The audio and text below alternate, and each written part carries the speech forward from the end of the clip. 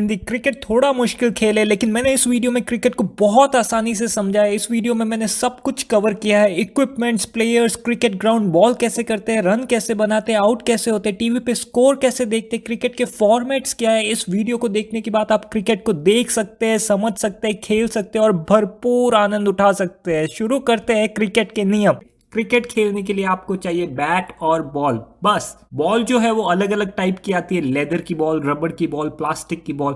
But जो professional लोग हैं वो एक लेदर की बॉल से खेलते हैं। बैट जो है वो एक वुडन बैट होता है। अगर आप बैट को देखेंगे, बैट यहाँ से काफी थिक रहता है, तो अगर आप बॉल को बैट के इस पार्ट से मारेंगे तो बॉल बहुत दूर जाएगी। अगर बात करें क्रिकेट खेले कहाँ जाता है, तो क्रिकेट को आप कहीं भी खेल सकते हैं, ग्राउंड में, गली में, यहाँ तक कि मैं तो बाथरूम में भी खेला हुआ हूँ। बट अगर बात करें प्रोफेशनल प्लेयर्स की, तो वो बहुत बड़े स्टेडियम में खेलते हैं जिसकी क्षमता 50,000 से 1 लाख लोगों तक की होती है। और जो माहौल होता है बहुत ही गजब का माहौल होता है। अगर आपको मौका मिले तो जरूर आप एक क्रिकेट का मैच देखिएगा। अगर क्रिकेट को कंपेयर करें हम फुटबॉल के ग्राउंड से, तो फुटबॉल के ग्राउंड की जो लंबाई है वो 110 मीटर की होती है और क्रिकेट का जो ग्राउंड है वो थोड़ा सर्कुलर होता है, तो उसका डायामीटर 140 मीटर का होता है। तो क्रिकेट का ग्राउंड बाकी स्पोर्ट्स के ग्राउंड के कंपेयर में बड़ा होता है। हर गेम की शुरुआत होती है कॉइन के टॉस से, और कॉइन के टॉस के बाद डिसाइड होता है कौन सी टीम बॉलिंग करेगी, और जो टीम बॉलिंग करती है वो है बॉलिंग टीम। उसके 11 खिलाड़ी ग्राउंड पे आएंगे बॉलिंग करने के लिए,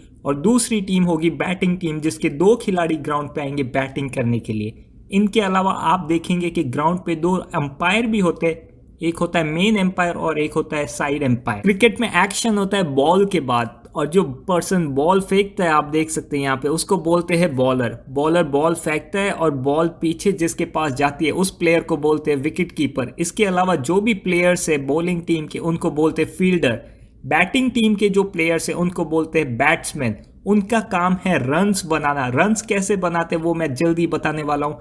बॉलिंग टीम का क्या काम है? बॉलिंग टीम का काम है विकेट लेना, यानी इन प्लेयर्स को आउट करना या फिर ऐसी बॉल फेंकना कि ये लोग रन ना बना पाए। अब हम बात करते हैं ग्राउंड की। तो ग्राउंड में ये जो आप व्हाइट बाउंड्री देख रहे हैं इसको बोलते हैं बाउंड्री।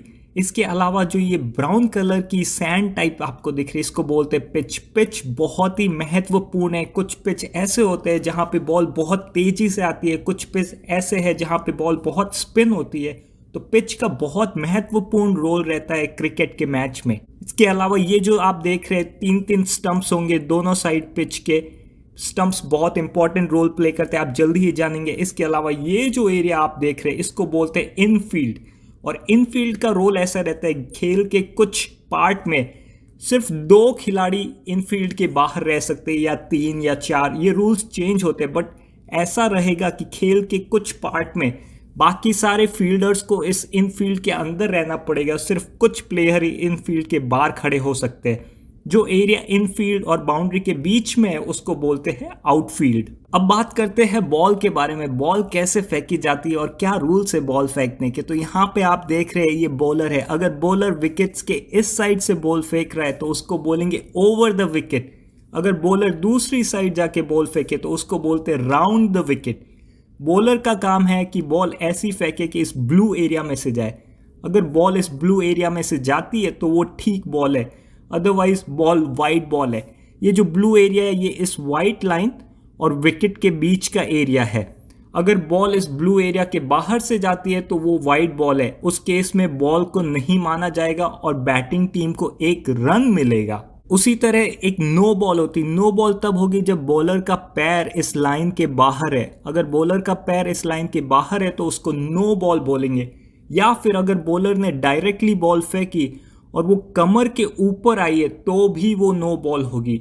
या फिर बॉलर ने बॉल फेंकी और उसका बाउंस सर के ऊपर से जा रहा है तो भी वो नो बॉल होगी। इन तीनों केस में बॉल नो बॉल होगी। नो बॉल को भी नहीं काउंट किया जाता है, और नो बॉल पे अगर रन बने तो रन जरूर माने जाएंगे। तो बॉलर को अच्छी बॉल फेंकने के लिए बाउंस डालना है और इस एरिया में से जानी है। और अगर बॉलर डायरेक्टली बॉल फेंक रहा है तो वो फिर कमर के नीचे होनी चाहिए। बॉलर जब 6 बॉल फेंक देता है, 2 3 4 5 6 बॉल के बाद उसको एक ओवर कहते हैं। एक ओवर हो जाने के बाद ये बॉलर जाएगा और दूसरा बॉलर आएगा बॉलिंग करने के लिए। तो ये तो हो गई बॉलर की बात। बॉलर को वाइड बॉल नहीं फेंकनी है, नो बॉल नहीं फेंकनी है, और अगर उसने 6 अच्छी बॉलें डाल दी तो फिर ओवर हो जाएगा और फिर अगला बॉलर आएगा। अब बात करते हैं रन्स कैसे बनते हैं। तो बैट्समैन जो है वो रन्स बनाने में लगे हुए हैं। बैट्समैन कैसे रन बना सकते, तो यहाँ पे आप देखेंगे बॉलर ने बॉल फेंकी, बैट्समैन ने शॉट मारा और अब बैट्समैन भाग रहे हैं और जो फील्डर है उसने बॉल फिर विकेट कीपर को दिया। तो यहाँ पे क्योंकि आपने देखा कि बैट्समैन इस क्रीज से इस क्रीज में आया एक बार, तो इसको सिंगल रन बोलेंगे। अगर कई बार ऐसा होता है कि बॉल बैट्समैन ने मारी और बॉल दूर है तो उन्होंने क्रीज में जाके वापस आ गए 2 बार, तो इसको डबल रन बोलेंगे। कई बार ऐसा होता है बॉलर ने बॉल फेंकी, बैट्समैन ने शॉट मारा और क्योंकि बॉल बाउंड्री की तरफ जा रही है और फील्डर बॉल लेने जा रहा है, काफी टाइम है, तो बैट्समैन इसमें 3 बार क्रीज चेंज कर सकता है, उसको बोलेंगे ट्रिपल रन। तो जितनी बार बैट्समैन एक क्रीज से दूसरी क्रीज में जाएगा उतने ही रन बैट्समैन को मिलेंगे। और तरीका जो है वो है बॉल को बाउंड्री के बाहर भेज देना। अगर बैट्समैन ने बॉल को बाउंड्री के बाहर डायरेक्ट भेजा है तो वो 6 रन बोलेंगे, इसको सिक्सर बोलते हैं। और अगर बॉल आती है और बैट्समैन बॉल बाउंड्री के बाहर भेजते बट बॉल ने एक बाउंस खा लिया बाउंड्री से पहले, या फिर बॉल ने कई सारे बाउंस खा लिए, तो वो 4 रन कहलाते हैं। अगर एक भी बाउंस खा लिया तो भी वो 4 है। जस्ट अगर बॉल डायरेक्टली बाहर गई तो वो 6 रन है, अदरवाइज वो 4 रन कहलाएगा। अब बात करते हैं बैट्समैन सिंगल, डबल, 3, 4, 6 रन ले सकते हैं। बॉलर कैसे अच्छी बॉल डाल सकता है हमने समझ लिया। बैट्समैन आउट कैसे होगा, विकेट क्या होता है, तो बॉलर या फील्डिंग टीम बैट्समैन को कैसे आउट कर सकते हैं उसके बारे में जानते हैं। पहला तरीका है बॉलर ने बॉल फेंकी और बैट्समैन चूक गए और बॉल जाके सीधी स्टंप्स पे लगी, इसको बोलते बोल्ड। बहुत ही शर्मनाक बात होती है ये बैट्समैन के लिए। इस केस में ये बैट्समैन आउट हो गए तो ये बाहर जाएंगे और दूसरे बैट्समैन आएंगे बैटिंग करने के लिए। दूसरा तरीका है बॉलर ने बॉल फेंकी, बैट्समैन ने शॉट मारा और किसी ने कैच कर लिया बाउंस खाने से पहले, तो उसको बोलेंगे कॉट आउट। ये कहीं भी हो सकता है, अगर बाउंस खाने से पहले कैच हो गया तो आउट है, अगर बाउंस खा के कैच हुआ है उस केस में आउट नहीं होगा। जस्ट डायरेक्ट ही अगर कैच किया है तो कैच आउट होगा। तीसरा तरीका है कि बॉलर ने बॉल फेंकी, बैट्समैन रन ले रहे और फील्डर ने स्टंप्स उड़ा दिए, बैट्समैन क्रीज में पहुंचे उससे पहले, तो इसको बोलते हैं रन आउट। तो यहाँ पे आपने देखा ये जो प्लेयर थे, ये प्लेयर जब यहाँ पे थे तभी इस फील्डर ने बॉल स्टंप्स पे मार दी और स्टंप्स गिर गए, तो यहाँ पे ये बैट्समैन रन आउट हो गए। सेम ये बैट्समैन बाहर जाएंगे और अगले बैट्समैन आएंगे। एक बैट्समैन एक ही बार बैटिंग कर सकता है, तो जो बचे हुए बैट्समैन हैं जिनकी बैटिंग नहीं आई है उनमें से कोई एक आएगा बैटिंग करने के लिए। और तरीका है कि बैट्समैन ने आगे बढ़े और जो पीछे विकेट कीपर है उन्होंने स्टंप उड़ा दिया, तो इसको बोलते हैं स्टंप आउट। आप देख सकते हैं ये जो बैट्समैन है ये इस लाइन के बाहर है, क्रीज के बाहर है और विकेट कीपर ने स्टंप उड़ा दिया, तो ये होता है स्टंप आउट। स्टंप आउट में क्या होगा, फिर से देखिए बैट्समैन आगे बढ़े, विकेट कीपर ने बॉल पकड़ी और स्टंप उड़ा दिए, ये होता है स्टंप आउट। और जो तरीका है वो ये है कि बॉलर ने बॉल फेंकी और बैट्समैन ने अपना पैर विकेट के बीच में ले आया, तो उसको लेग बिफोर विकेट कहते हैं। तो अगर आप यहाँ देख सकते हैं बॉल विकेट्स पे जा रही थी बट बैट्समैन ने अपना लेग बिफोर विकेट ले आए, यानी बैट्समैन ने अपना पैर आगे ले आए और बॉल पैर पे लगी, तो इसको आउट देंगे, क्योंकि अगर बॉल पैर पे नहीं लगती तो वो आउट हो जाते, तो लेग बिफोर विकेट बोलते हैं इससे। ये कई बार क्लियर नहीं होता है कि बॉल सच में विकेट पे लगी या नहीं लगी, क्योंकि बॉल तो पैर पे लग गई, तो यहाँ पे रेफरी जो है थर्ड एम्पायर डिसीजन भी देते हैं, जहां पे वो हॉक आई से देखते हैं कि क्या वाकई में बॉल विकेट पे लगने वाली थी या नहीं। अगर बॉल विकेट पे नहीं लगने वाली थी और पैर पे लग गई तो उस केस में नॉट आउट होगा, बट अगर बॉल विकेट पे लगने वाली थी और पैर पे लगी है तो फिर उस केस में ये प्लेयर आउट हो जाएगा। अगला तरीका है कि बैट्समैन का बैलेंस बिगड़ गया और उनकी बॉडी से या उनके बैट से स्टंप्स गिर गए, उस केस में बोलते हिट विकेट। इस केस में भी ये प्लेयर आउट होगा। तो आपने देखा ये बैट्समैन बहुत पीछे नहीं जा सकते वरना स्टंप गिर सकते हैं, बैट्समैन बहुत आगे भी नहीं जा सकते, अदरवाइज ऐसा हो सकता है कि विकेट कीपर उसको स्टंप आउट कर दे। तो बैट्समैन को इस एरिया में खड़े रह के ही बैटिंग करनी है और रन्स बनाने हैं। तो हमने सारी बातें कवर कर ली, wide ball, no ball, runs कैसे बनाते हैं, विकेट कैसे होते हैं। तो ये सब कुछ कब तक चलता है, ये चलता है इनिंग तक। तो इनिंग क्या होती है, बेसिकली 6 बॉल होती है एक ओवर में, और एक इनिंग तब एंड होती है जब 50 ओवर डाल देती है एक टीम।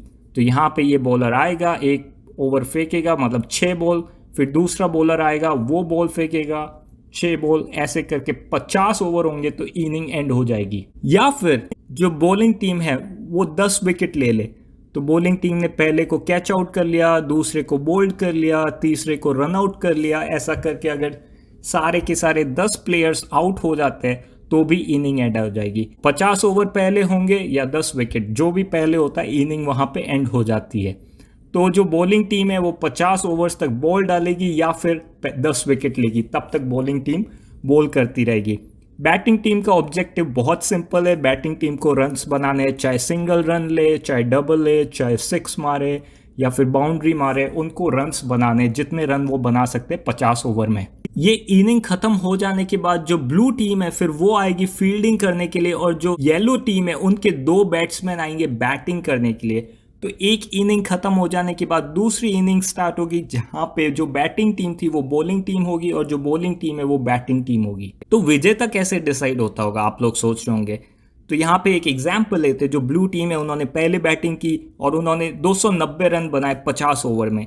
अब क्या होगा, अब येलो टीम आएगी और बैटिंग करेगी, और अगर येलो टीम ने 290 रन से ज्यादा रन बना दिए तो येलो टीम जीत गई।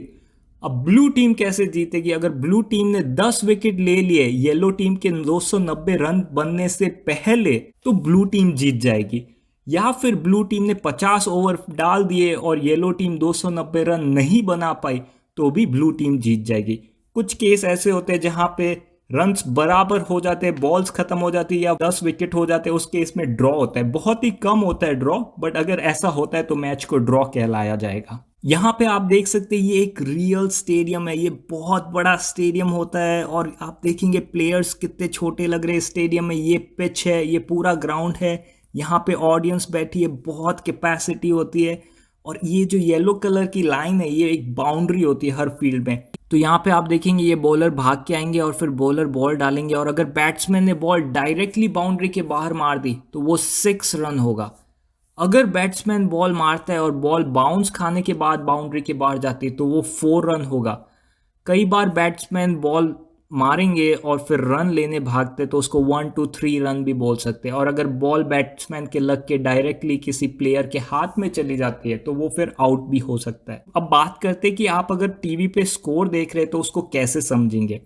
तो पहली बात आप यहाँ देखेंगे कि आई मतलब इंडिया बैटिंग कर रही है। ये जो 5 है ये बता रहा है कि इंडिया के 5 खिलाड़ी आउट हो चुके हैं, 5 विकेट हो गए, टोटल 10 होते तो 5 और बचे हैं। 253 बता रहा है, इंडिया ने 253 रन्स बना दिए हैं। यहाँ पे आप देखेंगे ओवर 48 मतलब 48 ओवर हो चुके हैं, तो टोटल 50 ओवर होते हैं, 48 हो गए तो पीछे कितने ओवर बचे, 2 ओवर, और हर ओवर में 6 बॉल होती है, तो 2 ओवर में कितनी बॉलें हुई, 12 बॉल।